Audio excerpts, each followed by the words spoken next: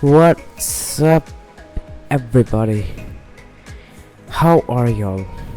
So today we'll be continuing with my tutorial of making a can. It's for beginners, obviously, so let's get straight right into the tutorial. Play the intro. So we finished off just over here. We didn't do much, we didn't do many detailing, nothing, just we made a rough model, nothing else. So that's that. So now we'll just enhance the details. So I hope by now you know how to change screens. If you don't, just watch the first video for everything. You can learn everything with there. It's not that hard. So what I'm gonna do is I'm gonna put this a little bit up and then just shrink in it a little bit, so you got the choppy look. We want that. Then you select faces on the can. You select these faces by holding shift and clicking left key, and yeah, you'll get this. So once you got that selected, you need to hold shift, by the way, if you want to select, and you just need to see that nothing else is selected. So I got nothing else, so that's that. If you don't want to select, for example, you selected this one but you wanted to select this one, so you can just hold control and then left click, so that will cancel it out. Now you got that selected, you go to edit mesh, then you go to connect. You got another circle, so you got two circles with the same center. That is what you wanted. We'll make one more though. You just gotta select this one first, then extrude it out just to the corner. Then we're gonna go to edit mesh again and gonna go connect. Now we got three circles with the same center. Do this again. You gotta select them all one by one. Just go to nearly the edge. So this is the difference. That doesn't really matter. So what you're gonna do then is I'll just take it a little in. So what you're gonna do then is Control E, click on this stopwatch thing, and if you go down you'll see that yes, it's going down. So what that does, it extrudes whatever you select. So I selected that, I'll extrude it down, so that's really helpful. I wanted that, thank you. So now I'll go over here using edges. If you click on this edge and then using shift, if you double click on this, you'll get the entire whatever you want to call it. I don't know English, I'm really sorry. Yeah, I'll just take it a little bit in, out. You can play around with it to see to get your desired shape. I think this looks somewhat similar, because if you look over here in the picture, it's just like that. So I am okay with it. Now the main thing is we're gonna go to our top by view. You're gonna import an image view, image plane, import image, then wherever your image is. Yes, this time we got this one, the top part. So what you're gonna do is import a cube. It's gonna be relocated in the center when it spawns. Don't be worried that oh my god, where is it. So I hope by now you guys know how to scale and how to move and how to rotate things. For scaling it's W, for rotating it's E, and for moving it's W, for rotating it's E, and for scaling it's R. So you got that. We're gonna go in shading, go in X-ray vision. Yeah, we got the X-ray vision. Now it's It helps people a lot so that they can get their reference image and the cube just as similar as possible. So using the vertices, go click, hold the left click, go to vertices of the cube, then select this one. Don't do it like this, you have to drag this. If you notice, if I do it like this, you'll notice in the perspective view that I only got the top one selected, not the bottom one. But if I do it like this, you see I got both of them selected. So that's one thing you need to be careful about. Okay, you got that selected. You just need to then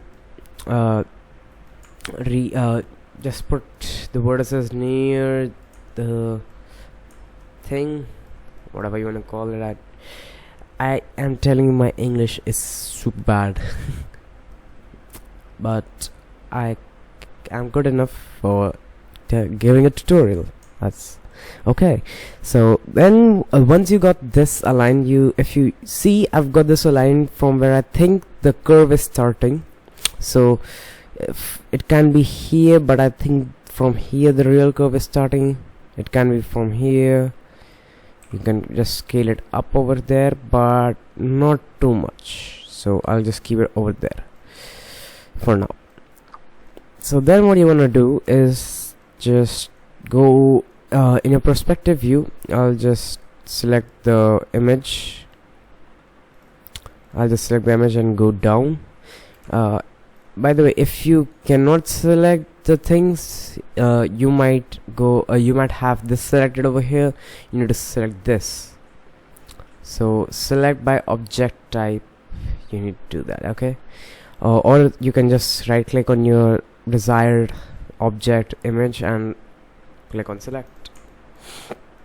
So once you got that selected, if you need to go in faces and select this one and this one, that is the going out and going back. Then you want to press Ctrl E and don't click the stopwatch this time. Using the blue arrow, I'll drag it out. You might be thinking that the only thing that comes out is this. This part also comes out. If you want to see, I'll show you here. Okay, so if you go back, see in perspective view, if you go back, they both will go back. That's really cool. That's one thing good about extruding tool. I repeat, it's Ctrl E and not Ctrl R. Many people press Ctrl R. I don't know how, but I don't want you guys to make the same mistake, so it's Ctrl E. Then we're gonna go in mesh tools, select offset loop, insert edge loop. I'm sorry, offset edge loop, no, insert edge loop, yes. So then what you're gonna do is I have this aligned nearly to the center, approximately to the center and to the end. So what you're gonna do, if I go to vertices and select this, if I go back, it will go back. I don't want that, so I'll go in insert edge loop and just using it, and I need to press on this one, like this axis, if you know what I mean. If you do it over here, you will get this vertically. No, we don't want that. We want the vertical. So you do that. Okay. Then again, you go to edge vertices. Make sure you press W or click over here. Otherwise, if you're here and you're trying to select, you won't be able to select. So that's one thing. Go to vertices, select this, and by holding shift, select these. Okay, then if you go back, you should go back till here, and then just by pressing R, don't use the center one this time, just use the yellow arrow or yellow cube or whatever is for you.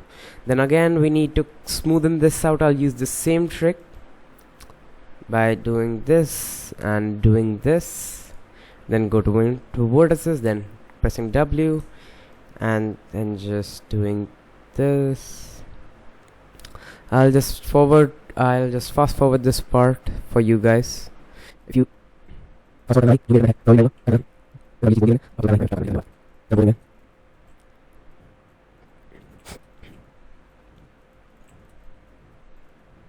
So I got this. It's, as you can see, it's really smooth. Just some part it's not, but that's fine. It's totally fine. If you go over here, you can see that it looks pretty smooth.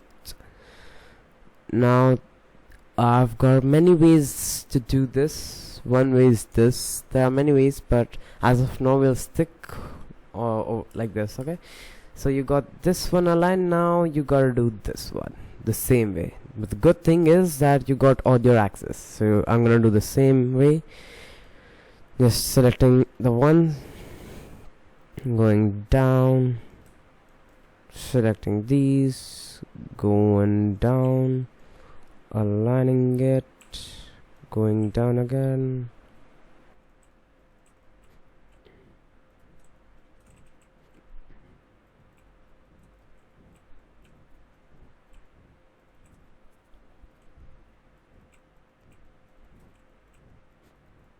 Now as you can see, I added for both sides. Now it's nearly in the shape we want to get. As you can see, it's over here. This part is hollow. We want this to be hollow as well. Now how do you do that? It's really hard to do that, and it requires a lot of skill. Since you guys are beginners, I'm just gonna stop the tutorial here. So that is it for today. I'm just kidding. There's more in the tutorial. Don't leave. So it's really easy. It's not hard. So what you're gonna do is create a new cylinder. First of all, it's gonna be spawned in the center. Just see that, okay? So if you press F on a keyboard, you'll focus on the cylinder.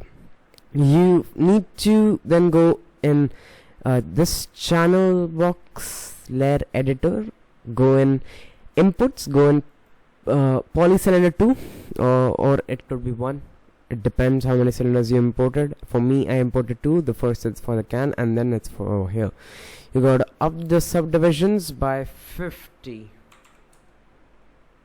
so that it makes the corner smooth, and if you want you can go to 100, but just see that your PC or your laptop is good enough for handling it, because once I did this and just my graphics card, it stopped working. Yeah, so just be careful. Just get a high-end PC or laptop, or if you want, I can also tell you guys about the specification of PC or laptop. Just type in the comments. I'll tell you the best one to get if you are super duper rich, and the best one to get if you're on a little budget. Okay, just type it in the comment box. I'll tell you guys, don't worry. So what you're gonna do is just relocate it in somewhere near over here, then press R, and then we're not gonna use the center one, we're gonna use the blue one. So if you use it, you'll see that is becoming an oval, and yeah, that's that. So you just gotta using that and R, press R again. I'm so sorry, I'm just messing this up. Press R again, and if it was like this, you need to use click on the yellow box and just press it in. So you got that roughly over there, and you got that roughly over there. So once you think it's good, go in perspective view and just see that you can see the cylinder under the cube and above the cube, or whatever you want to call this. So if you can't, just using this one, the tall one, vertical one, extrude it up. Now what you're gonna do is select this from go over here first, and then select that, and then by pressing shift select this as well by left clicking once. Now you got both of them selected. Just to confirm, I got them both. Yeah, I got them both. So what you're gonna do is then go to mesh, booleans, then difference. Now as you can see that we got this. It's really smooth, and that's why I had to put it on 100. You can do it on 50 too, but 100 it just makes it real smooth.